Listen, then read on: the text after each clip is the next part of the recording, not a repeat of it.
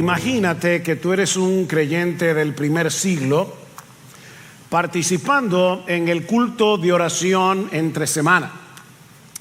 Cuando de repente alguien se pone en pie y comienza a orar, y a orar específicamente por la iglesia, por tu iglesia. Aunque tú tienes los ojos cerrados, la voz del que ora es inconfundible para ti, porque se trata nada más y nada menos que del apóstol Pablo. Es muy probable que solo el hecho de escucharlo orar te sea mucho más instructivo que leer un buen libro sobre la oración. Yo estoy seguro que no solo aprenderemos o aprenderíamos qué tipo de cosas deberíamos pedir por nuestra iglesia, sino también el corazón con el que debiéramos orar. Bueno, la realidad es que no tenemos que tomar el túnel del tiempo, y obviamente solo los mayorcitos saben a qué yo me refiero.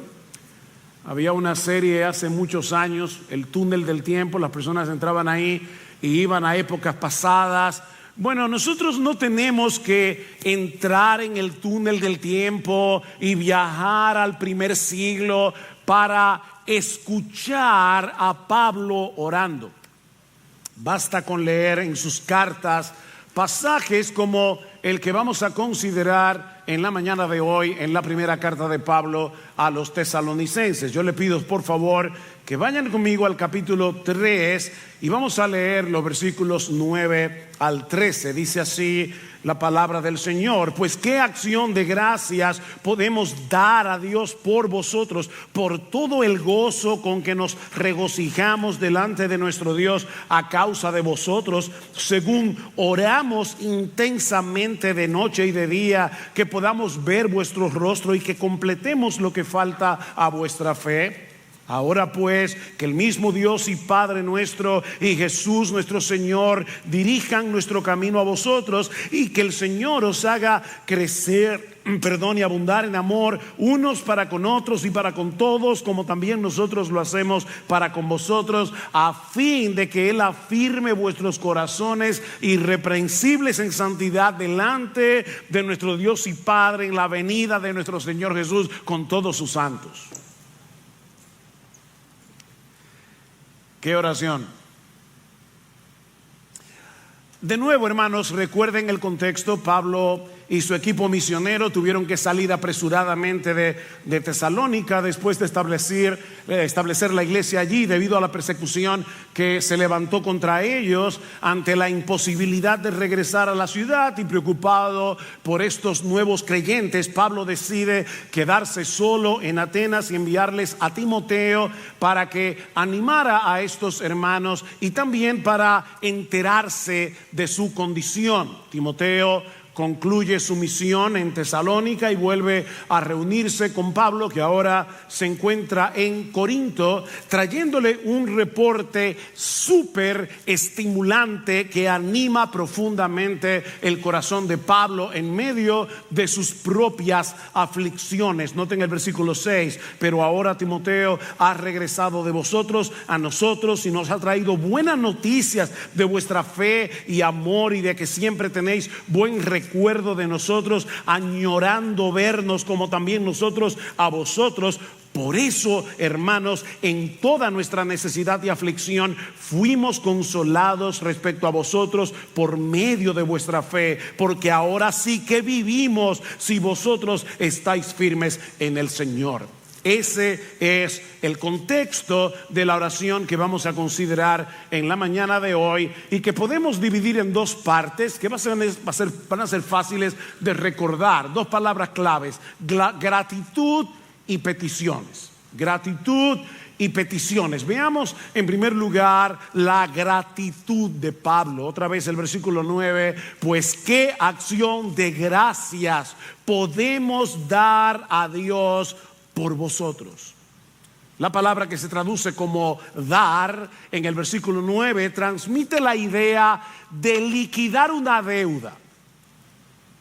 Es como si Pablo estuviera diciendo: yo no encuentro las palabras apropiadas para liquidar esta deuda de gratitud a Dios por el gozo que estamos experimentando en este momento por causa de ustedes. Yo no sé cómo expresar mi gratitud. Yo no sé cómo expresar mi gozo. Pablo sabía que Dios era la fuente de la firmeza de estos hermanos. Si ellos permanecían en pie en medio de tanta oposición, únicamente se debía a la gracia de Dios. Yo no sé si ustedes han visto esas películas o esas escenas aún en la vida real, donde hay una persona que recibe una mala noticia y está a punto de desmayar, de caerse en el piso, y de repente alguien que está a su lado lo levanta. ¿Alguna vez tú has pensado que el Espíritu Santo dentro de ti, el Espíritu Santo que mora en ti, hace eso todo el tiempo? Tú estás a punto de desmayar, ya tú no quieres seguir corriendo la carrera, y es el Espíritu Santo el que te sostiene para que tú puedas estar firme. Bueno, como Pablo tenía una visión espiritual y él sabía que Dios estaba detrás de todo, Pablo le daba gracias a Dios por la firmeza de los tesalonicenses. No le da gracias a los tesalonicenses, le da gracias a Dios.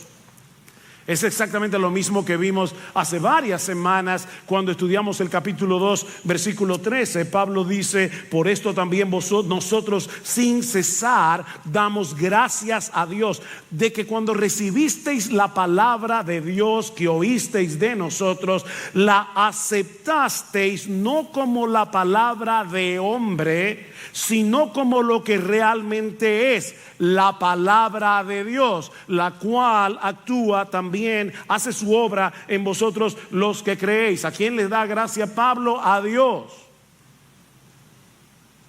Pablo le da gracias a Dios por haber obrado en ellos para que recibieran la palabra de Dios como palabra de Dios. Mis hermanos, en el cristianismo bíblico Dios se lleva toda la gloria. ¿Cómo tú distingues? La gente habla mucho de sana doctrina. ¿Cómo tú distingues que una doctrina realmente es sana? Bueno, una de las primeras cosas que hace la sana doctrina es que le da a Dios toda la gloria. Ustedes nunca van a escuchar un himno alabando el libre albedrío. No. Nunca van a escuchar a nadie cantando: oh, qué bueno mi corazón. No, qué bueno es Dios que obró en mi corazón. Los himnos alaban a Dios, no el libre albedrío humano. La gloria es de Dios. Por todo, mis hermanos, si los misioneros tuvieron el valor de ir a Tesalónica y predicar el evangelio en medio de tanta oposición, no era para darle gloria a los misioneros, sino a Dios, que les dio el valor de hacerlo. Noten lo que dice Pablo en el capítulo 2: porque vosotros mismos sabéis, hermanos, que nuestra visita a vosotros no fue en vano, sino que después de haber sufrido y sido maltratado en Filipos, como sabéis, tuvimos el valor. O sea, ya Pablo lo habían golpeado en Filipos, y aún así va a Tesalónica a predicar el evangelio. Qué valiente Pablo. ¿Qué dice Pablo? Tuvimos el valor, confiados en nuestro Dios, de hablaros el evangelio de Dios en medio de mucha oposición. Dios se lleva la gloria. Y si los tesalonicenses creyeron, fue por el poder del Espíritu Santo obrando en ellos. ¿Qué dice el capítulo 1, versículo 5? Pues nuestro evangelio no vino a vosotros solamente en palabras, sino también en poder y en el Espíritu Santo, y con plena convicción, como sabéis qué clase de personas demostramos ser entre vosotros por amor a vosotros, y vosotros vinisteis a ser imitadores de nosotros y del Señor, habiendo recibido la palabra en medio de mucha oposición, con el gozo del Espíritu Santo.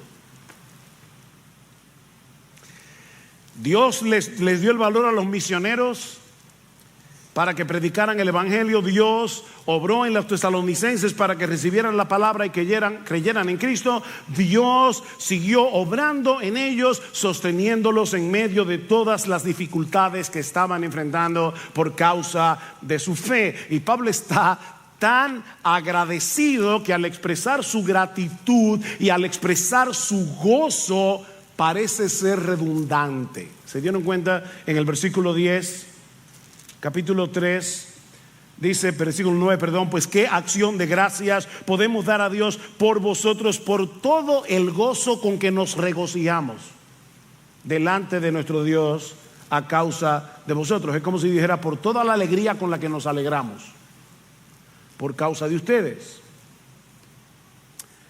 Bien, vamos a aterrizar este avión. Yo no estoy acabando el sermón, voy a aplicar. Mi hermano, ¿cuándo fue la última vez que tú experimentaste y expresaste en oración una gratitud y un gozo similar al de Pablo por tu iglesia? Piénsalo. En agosto de este año celebramos nuestro 45 aniversario. Y una de las cosas que vimos en medio de esa celebración es que, a pesar de nosotros, definitivamente, Dios ha estado obrando en medio de esta iglesia, salvando pecadores, sosteniendo a los creyentes, moviendo a muchos a poner sus dones en operación para el servicio del cuerpo, dándole gracia a los pastores para que se mantengan predicando a Cristo y este crucificado. Pregunta, ¿acaso no tenemos un montón de razones para darle gracias a Dios por todo lo que Él ha hecho y continúa haciendo en esta iglesia? Mis hermanos, cuando no hacemos eso, estamos siendo ingratos con Dios, porque no estamos reconociendo la obra de su gracia en medio nuestro. Mira, déjame decirte algo, mi amado hermano, mi amada hermana de Iglesia Bíblica del Señor Jesucristo. Si tú estás esperando que esta iglesia llegue a ser perfecta para darle gracias a Dios por ella, tú nunca le vas a dar gracias a Dios por esta iglesia. Nunca. Porque de este lado de la eternidad, esta iglesia nunca será perfecta. La iglesia en Tesalónica, por la que Pablo está dando esta gracia tan rebosante, no era una iglesia perfecta, como veremos en un momento, pero Pablo tenía ojos para ver la gracia de Dios obrando en ellos, a pesar de la necesidad que todavía tenían de seguir creciendo. Percibir la obra de la gracia de Dios produce gratitud en el corazón, sin que eso nos lleve a la complacencia. En otras palabras, podemos ser agradecidos por lo que ya tenemos por gracia y al mismo tiempo desear más. De nuevo, mi hermano, ¿cuándo fue la última vez que tú te quedaste sin palabras porque no sabías cómo darle gracias a Dios por la obra que evidentemente Él está haciendo en medio nuestro? Aunque todos deseemos más, mucho más. Lo que nos lleva a nuestro segundo encabezado. Lamentablemente, no lamentablemente, hoy vamos a celebrar la Cena del Señor. Tengo que tener cuidado con el tiempo. Pero ya vimos la gratitud de Pablo. Veamos ahora las peticiones y anhelos de Pablo. La gratitud de Pablo, las peticiones y anhelos de Pablo. Versículo 10, según oramos intensamente de noche y de día, que podamos ver vuestro rostro y que completemos a lo que falta de vuestra fe. Hay dos cosas aquí, una petición y un propósito. ¿Qué es lo que Pablo le pide a Dios? Que le permita regresar a Tesalónica. ¿Con qué propósito? Para que completemos lo que falta a vuestra fe. En los versículos 11 al 13 vemos estas mismas peticiones, pero expresadas en forma de anhelo. Anhelo. En el versículo 11, Pablo expresa su anhelo de que el Señor dirija sus pasos para que pueda regresar a Tesalónica. En los versículos 12 al 13 expresa su anhelo para que ellos sigan creciendo espiritualmente. Ven, así que el versículo 10 y los versículos 11 y 13 expresan lo mismo, pero de dos maneras diferentes. Una petición o dos peticiones en forma de petición y de anhelo. Ok, primera petición. Pablo quiere regresar a Tesalónica, versículo 10. Según oramos intensamente de noche y de día, que podamos volver a ver vuestro rostro. Esta palabra que se traduce intensamente significa sobreabundantemente. Es la misma palabra que Pablo va a usar más adelante cuando exhorte a estos hermanos a tener a sus líderes en muy alta estima. O es la palabra que aparece en Efesios capítulo 3 versículo 20, cuando dice que nuestro Dios es poderoso para hacer todas las cosas mucho más abundantemente de lo que pedimos o entendemos. De manera que la oración de Pablo era intensa y era continua. Era una oración intensa y continua, de noche y de día.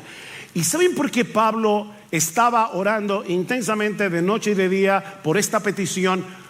Porque él estaba consciente de que Satanás se había interpuesto en su camino para que él no pudiera regresar a Tesalónica. ¿Recuerdan el capítulo 2? El versículo 18, Pablo dice: ya que queríamos ir a vosotros, al menos yo, Pablo, más de una vez, pero Satanás nos lo ha impedido. Pablo está consciente de la obra diabólica para que él no pueda volver a Tesalónica. Pablo está muy consciente de la guerra cósmica que se está librando para poder hacer la obra del Señor. Y ahora él le está pidiendo a Dios que despeje el camino, que quite de en medio todo obstáculo para que ellos puedan volver. Alguien decía que esta simple oración nos enseña al menos dos cosas. Primero, que necesitamos orar para hacer la obra de Dios. ¿Por qué? Porque tenemos un enemigo poderoso que nos va a plantar oposición. Tenemos un enemigo poderoso. Los que vinieron este miércoles al culto de oración, y de paso, si hay algo a lo que yo los quiero animar en este sermón acerca de la oración, es que vengas al culto de oración, porque nosotros necesitamos depender del Señor para que esta iglesia pueda hacer la obra. Y le decíamos este miércoles a los hermanos que nosotros estamos rodeados de enemigos feroces. ¿Y saben cuál es la única arma con la que nosotros contamos? Un walkie-talkie. En la guerra civil dominicana, en el 65, la guerra de abril, mi papá tenía algunos contactos con, no me acuerdo cómo, con militares norteamericanos, y encontró unos walkie-talkies y nos los trajo de regalo. Y nosotros que vivíamos en San Juan de la Maguana, ya se pueden imaginar muchachos jugando con un walkie-talkie. Pero el walkie-talkie realmente, me imagino que los muchachos se tienen que preguntarnos qué es un walkie-talkie. Es un radio de intercomunicación. Bueno, el walkie-talkie es algo que se inventó para uso militar, ¿no? Cuando los soldados estaban en medio de la batalla, en medio de la guerra, rodeados de enemigos, no podían avanzar. Ellos tomaban el walkie-talkie, llamaban al cuartel general para que le enviaran cobertura aérea. Bueno, mis hermanos, nosotros la única arma que tenemos para pelear esta guerra es un walkie-talkie, pedirle a Dios por favor que venga en nuestro auxilio. Ese es el arma, la oración. Pero este pasaje no solamente nos enseña esta oración de Pablo, que nosotros tenemos un poderoso enemigo que nos va a plantar oposición, sino también que nosotros le servimos a un Dios todopoderoso que controla todas las cosas para su gloria y para el bien de su pueblo. Así que en medio de la oposición nosotros podemos y debemos orar a Dios, porque el cielo gobierna. El cielo gobierna. Pablo no se queda de brazos cruzados esperando que se remueva el obstáculo, sino que él le expresa su deseo a Dios de que quite eso de ahí. Versículo 11: ahora pues que el mismo Dios y Padre nuestro y Jesús nuestro Señor dirijan nuestro camino a vosotros. De paso, mis hermanos, esta increíble, esta sorprendente oración nos muestra claramente que Pablo creía que Cristo era Dios. Cristo es Dios. Por un lado se refiere a Jesús como Señor nuestro, y esa palabra Señor es la que se usaba en la Septuaginta, la versión griega del Antiguo Testamento, para traducir la palabra Jehová. Cuando ustedes ven que en el Nuevo Testamento se refieren a Jesús como Señor, se le está equiparando con Jehová en el Antiguo Testamento. Por otra parte, noten, mis hermanos, que Pablo le está dirigiendo su oración a Jesús, lo mismo que al Padre. ¿Se dieron cuenta? Miren en el texto, Pablo le está orando al Padre y le está orando a Jesús. Y le está orando a Jesús porque Jesús es Dios. Pero lo más sorprendente de este texto es una aparente incoherencia gramatical que lamentablemente no se percibe en la Biblia de las Américas, sino en la Reina Valera del 60. Déjeme leer el texto en la Reina Valera del 60, porque esta es la traducción más literal de este texto. Mas el mismo Dios y Padre nuestro y nuestro Señor Jesucristo dirija nuestro camino a vosotros. Chicos, déjenme hacerles una pregunta gramatical. Chicos, escuchen. En el versículo 10, versículo 11, ¿cuántos sujetos hay en la oración? En la oración gramatical, no me refiero a oración a Dios. En la oración gramatical, ¿cuántos sujetos hay? Hay 2. Sin embargo, el verbo está en singular, no en plural. Es como si yo dijera: espero que Juan, María y los niños vengan a cenar esta noche. Eso sería gramaticalmente incorrecto porque hay varios sujetos y por lo tanto el verbo debe estar en plural. Pero en este caso hay un aspecto teológico envuelto. El Padre y el Hijo son uno, porque junto con el Espíritu Santo subsisten en una sola esencia divina. 3 personas distintas pero un solo Dios. Es exactamente el mismo problema gramatical que encontramos en la segunda carta, en el capítulo 2. Vayan conmigo por favor al capítulo 2 de segunda a Tesalonicenses, y aquí la Biblia de las Américas sí lo tradujo correctamente. Y que nuestro Señor Jesucristo mismo, ahora Pablo cambió el orden. En el otro texto el Padre está primero, Jesús está después. Ahora Jesús está primero y el Padre después. Y que nuestro Señor Jesucristo mismo y Dios nuestro Padre, que nos amó. ¿Cómo debería decir que nos amaron? Segunda Tesalonicenses 2:16.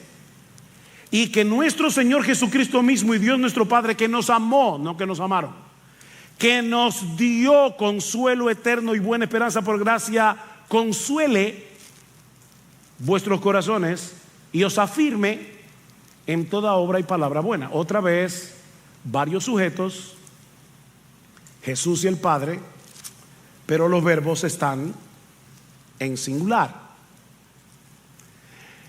Mis hermanos, últimamente hay un fuerte ataque en iglesias que se llaman evangélicas en contra de la doctrina de la Trinidad. Este ataque contra la Trinidad usualmente viene de esta manera: hay una sola persona divina que a veces se revela como Padre, a veces se revela como Hijo, a veces se revela como el Espíritu Santo. Eso es una herejía que ya fue condenada por la iglesia cristiana hace siglos. Algunas personas dicen: la Trinidad es como el huevo, ¿verdad? Que La cáscara sola no es el huevo, la yema sola no es el huevo, la clara sola no es el huevo, pero las tres son el huevo. No, el Padre es Dios, una persona divina. El Hijo es Dios, otra persona divina. El Espíritu Santo es Dios, otra persona divina, pero solo hay un Dios, no tres dioses. Por eso Pablo está orando aquí a dos personas: a Jesús nuestro Señor y al Padre que dirija nuestro camino a vosotros. Mis hermanos, ¿por qué yo insisto en eso? Porque quiero cuidar vuestras almas. Porque nadie puede ser salvo, mis hermanos, nadie puede ser salvo si no cree que Jesucristo es Dios. Nadie. Jesús dijo claramente: el que no honra al Hijo no honra al Padre. Ven, son dos personas diferentes. El que no honra al Hijo no honra al Padre que lo envió. Y negar la deidad de Cristo es pisotear su honor. Tan serio como eso. Yo recuerdo cuando fuimos a Israel y tuvimos la experiencia de esperar el Sabbat en la casa de un rabino que nos invitó a cenar. Y yo vi a este hombre y a su familia haciendo todos los rituales que ellos hacían. Y el texto que venía a mi mente una y otra vez era Primera de Juan: el que no tiene al Hijo no tiene al Padre. Ellos creen que están honrando a Jehová, pero no pueden honrar a Jehová, porque el que no tiene al Hijo no tiene al Padre. El que no honra al Hijo no honra al Padre. El que no le da gloria divina al Hijo no le da gloria divina al Padre, porque el Padre y el Hijo son uno. Así que, hermanos, en la gramática divina es correcto que Pablo le pida al Padre y al Señor Jesucristo que dirija su camino de vuelta a Tesalónica. ¿Respondió el Señor esta oración? Probablemente sí, porque Lucas nos dice en Hechos capítulo 20 que en el tercer viaje misionero Pablo regresó a Macedonia, que es la región donde se encuentra la ciudad de Tesalónica. Pero Dios tiene un propósito cuando parece que se dilata en responder nuestras oraciones, porque en este caso Dios usó esa separación para que hoy tengamos en nuestra Biblia las dos cartas que Pablo escribió a los tesalonicenses. Así que lo que Pablo no pudo hacer en persona lo hizo en parte a través de sus cartas. ¿Y qué era lo que Pablo quería hacer? Versículo 10, otra vez: según oramos intensamente de noche y de día, que podamos ver vuestro rostro, y aquí está la petición, y que completemos lo que falta a vuestra fe. Esa es la intención. La palabra completar significa restaurar algo que está defectuoso o concluir un entrenamiento. Aunque estos hermanos en general estaban andando bien, necesitaban seguir creciendo y madurando espiritualmente. Y hermanos, como decía hace un momento, Pablo tenía ojos para ver la gracia de Dios obrando en ellos sin dejar de ver sus carencias. Su entusiasmo no les restaba objetividad. Y de verdad quiere el Señor darnos ese balance al evaluar nuestra propia iglesia, porque tendemos a irnos al extremo. Para algunas personas todo está bien y para otros todo está mal. Y saben que en iglesia bíblica del Señor Jesucristo ni todo está bien ni todo está mal.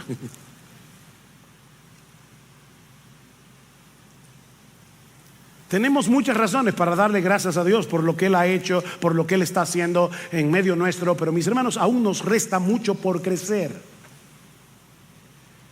Nos falta crecer en nuestro conocimiento del Señor. Nos falta crecer en nuestra santidad personal. Nos falta crecer en nuestro amor y en nuestro servicio unos por otros. Nos falta crecer en nuestro celo evangelístico y misionero. Nos falta crecer en un montón de cosas. Nos falta crecer. Así que debemos ser agradecidos sin caer en la complacencia. Objetivos para ver lo que todavía nos falta, pero sin caer en la ingratitud. Tú puedes hacer eso.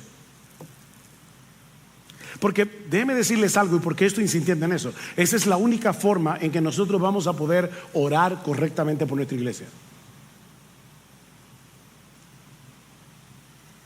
Debemos ser, para decirlo de otra forma, agradecidos y ambiciosos al mismo tiempo. Debemos dar gracias a Dios mientras mantenemos una santa ambición que no nos deje bajar la guardia, que no nos lleve a aminorar el paso. Nosotros tenemos que seguir corriendo, porque no hemos llegado, hermanos, no hemos llegado. Bueno, Pablo quería regresar a Tesalónica porque él estaba consciente de la necesidad de crecimiento de estos hermanos, específicamente en dos áreas muy específicas: el amor y la santidad. Vean el versículo 12. Y que el Señor os haga crecer y abundar en amor unos para con otros y para con todos, como también nosotros lo hacemos para con vosotros. La palabra que se traduce aquí como abundar da la idea de excederse, de rebosar, como un río que se desborda. Ahora, ¿saben lo sorprendente de esta petición en esta carta? Que la iglesia en Tesalónica ya era un ejemplo de amor. Vean lo que dice el capítulo 4, versículo 9. Dice: mas en cuanto al amor fraternal, no tenéis necesidad de que nadie os escriba, porque vosotros mismos habéis sido enseñados por Dios a amaros unos a otros, porque en verdad lo practicáis con todos los hermanos que están en toda Macedonia. Pero os instamos, hermanos, a que abundéis en ello más y más. Esa es iglesia que ya está practicando el amor, que Pablo dice: yo quiero que ustedes crezcan y abunden en amor. Que ustedes crezcan y abunden en amor.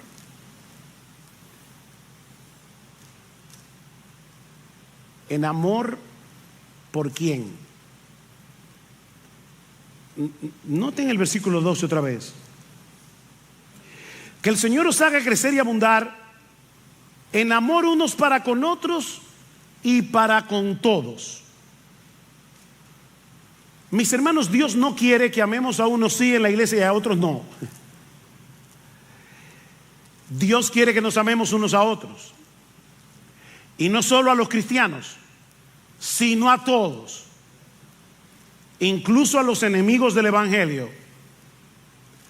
Obviamente, el modelo de este tipo de amor es Dios mismo, pero ellos tuvieron un ejemplo concreto de esa clase de amor en Pablo, Silas y Timoteo. Dice: como también nosotros lo hacemos por vosotros. Ahí está el modelo. No sé cuántos de ustedes conocen la caricatura de Peanuts, de Schultz, con el personaje de Charlie Brown. Charlie Brown dice en una de las caricaturas: yo amo a la humanidad, pero no soporto a la gente. Yo creo que hay personas: yo amo a la iglesia, a la gente que yo no soporto. No. Oye, Dios quiere que nos amemos unos a otros y que amemos a todos. Y el ejemplo es como Pablo, Silas y Timoteo, para ponértelo más fácil. Porque el ejemplo real es Jesús, pero Pablo dice: imítenme a mí como yo imito a Cristo. Mis hermanos, indudablemente necesitamos seguir creciendo y abundando en amor. Iglesia Bíblica del Señor Jesucristo necesita seguir creciendo y abundando en amor. Pero es importante que noten dos cosas en este pasaje que, para ser honesto, yo nunca antes me había dado cuenta. El amor es un don de Dios y es un deber al mismo tiempo. Es un regalo y es un deber. Pablo le pide a Dios que los haga abundar y crecer en amor. Entonces, ¿quién es el que da la capacidad de amar? O sea, si Pablo se lo está pidiendo a Dios, ¿quién es que lo hace? Es Dios. Pero luego ya vimos en el capítulo 4 versículo 10 que Pablo dice: pero ahora os instamos, hermanos, a que abundéis en ello más y más. Así que Pablo ahora está exhortando a los hermanos para que abunden en amor. Entonces, finalmente, mis hermanos, ¿es Dios el que nos hace crecer en amor o somos nosotros los que debemos crecer y abundar en amor? La respuesta es sí, ambas cosas a la vez. El amor es un fruto del Espíritu, es Dios el que nos da la capacidad de amar, pero nosotros somos responsables de hacer que ese amor crezca y abunde en nosotros. ¿Y cómo? ¿Cómo yo hago eso? ¿Cómo yo hago que el amor abunde en mí? Bueno, tomando la decisión en oración de obedecer a Cristo, amando a nuestros hermanos en la fe, estirándonos y estirándonos y estirándonos continuamente en nuestro amor por los demás y anhelando que lo mismo suceda con el resto de la iglesia. No olvides que la meta es amar como Jesús. Un mandamiento nuevo os doy, que os améis unos a otros como yo os he amado, que también os améis unos a otros. Nunca llenaremos esa medida de este lado de la eternidad. Pero ¿sabes lo que va a suceder al seguir avanzando hacia esa meta? Escuchen lo que dice Pablo en el versículo 13: a fin de que él afirme vuestros corazones irreprensibles en santidad delante de nuestro Dios y Padre en la venida de nuestro Señor Jesús con todos sus santos. El medio de afirmar el corazón, el medio de crecer en santidad es amarnos mutuamente. Hay una conexión entre la santidad y el amor. Ser santo no es otra cosa que parecerse cada vez más a Dios, y Dios es amor. Mientras más crezcas y abundes en amor, más te parecerás a Dios. Y mientras más te parezcas a Dios, más santo serás. Ahora, el anhelo de Pablo no es simplemente que estos hermanos crezcan en santidad a través del amor. Él hablará más acerca del tema de la santidad en el capítulo 4. Lo que él quiere para ellos, escuchen bien, es que cuando Cristo venga sean hallados irreprensibles en santidad delante de nuestro Dios y Padre, no delante de la gente.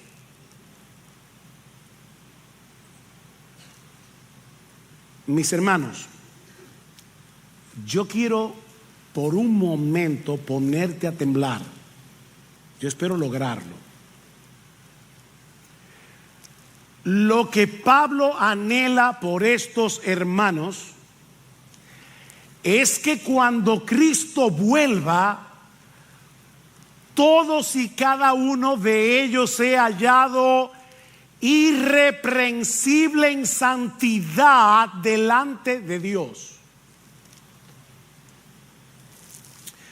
Eso es para temblar. Cuando Cristo vuelva, no será suficiente que seamos irreprensibles delante de los hombres. No, lo que se requiere es que seamos irreprensibles delante de Dios mismo. Pero es aquí donde entra en juego lo que vamos a celebrar en un momento. La cena del Señor es un recordatorio del Evangelio. Ya Cristo llenó esa medida de amor y de santidad en nuestro lugar. Yo no soy y nunca seré de los predicadores que dicen amén, hermano. Nunca me lo van a oír decir. Pero ¿saben qué? A menos que tú estuvieras durmiendo o pensando en la cuenta que tienes que pagar mañana, de verdad, eso era como para decir un fuerte amén. Así que escúchalo otra vez. Ya Cristo llenó hasta el tope esa medida de amor y de santidad en tu lugar. Amén. Cuando tú creíste en el Señor, su justicia perfecta fue puesta en tu cuenta por medio de la fe. Y lo que eso significa es que ahora Dios te ve, oye bien, óyemelo ahora. Dios te ve como si tú fueras tan amoroso y tan santo como Jesucristo mismo. Eso es lo que vamos a recordar ahora. Qué bueno, porque yo creía que ahora yo tenía la responsabilidad de tener que ponerme a amar a la gente. Espérate, no me malinterpretes. No me malinterpretes. Lo que eso significa no es que ya tú no tienes la responsabilidad de amar y ser santo. Lo que eso significa es, mis hermanos, dos cosas. En lo que respecta a tu salvación, ya se acreditó en tu cuenta el amor y la santidad perfecta de Jesús. En lo que respecta a tu salvación, ya eso está en tu cuenta. Tranquilo. Ahora, en lo que respecta a tu vida cristiana práctica, aquí y ahora, lo que eso significa es que por la obra regeneradora del Espíritu Santo que cambió tu naturaleza, que purificó tu alma, como dice Primera de Pedro capítulo 1 versículo 22, la capacidad, ahora tú tienes la capacidad, la motivación y el modelo de amar. Tú y yo ahora tenemos la capacidad, la motivación y el modelo para amar y ser santo. El amor y la santidad no me hacen cristianos, no, pero son los frutos que evidencian que lo soy. El amor y la santidad no me hacen cristiano, pero es lo que hace evidente que soy cristiano.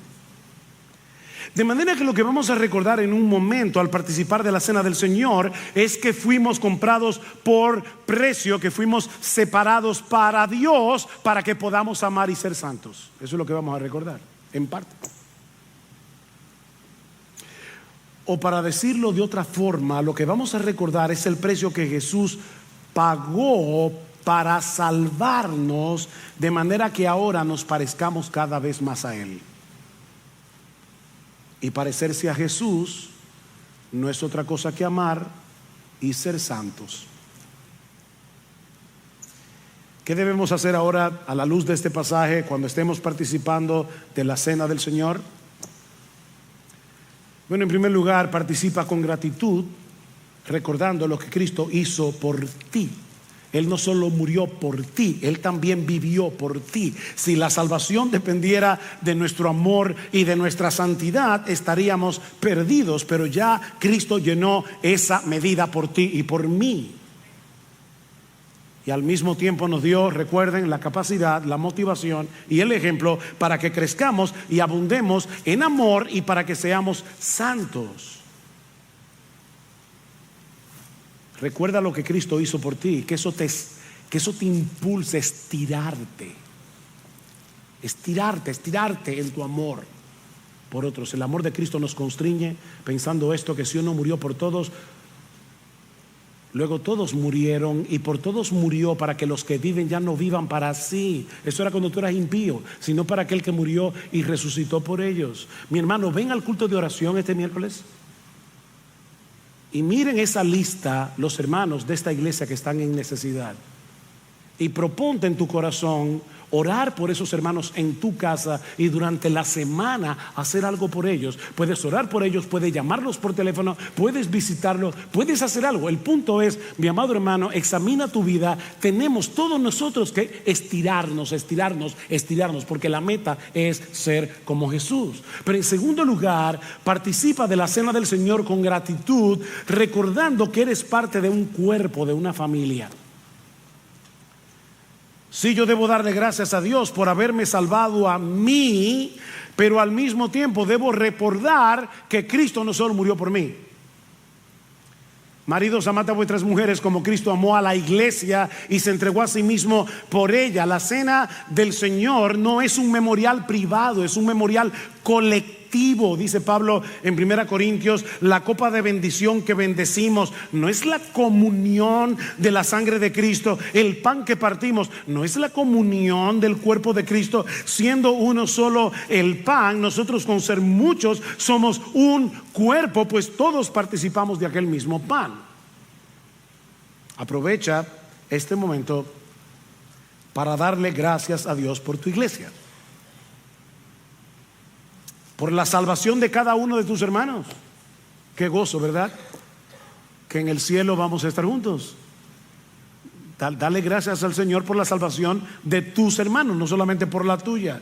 Dale gracias al Señor por lo que Él está haciendo en la vida de tus hermanos, para que se mantengan firmes en la fe día tras día, en medio de mucha tentación, en medio de mucha oposición. Hermanos, aquí hay gente que está sufriendo mucho y sigue corriendo la carrera. ¿Saben por qué? Porque Dios en su gracia los está sosteniendo. Cuando participemos de la cena, como somos una familia, vamos a darle gracias a Dios por eso. Y al mismo tiempo, exprésale a Dios tu anhelo de que todos y cada uno de los miembros de esta iglesia local, incluyéndote a ti, obviamente, sigamos creciendo y abundando en amor, rebosando en amor, estirándonos, a fin de que Él afirme vuestros corazones irreprensibles en santidad delante de nuestro Dios y Padre en la venida de nuestro Señor Jesús con todos sus santos.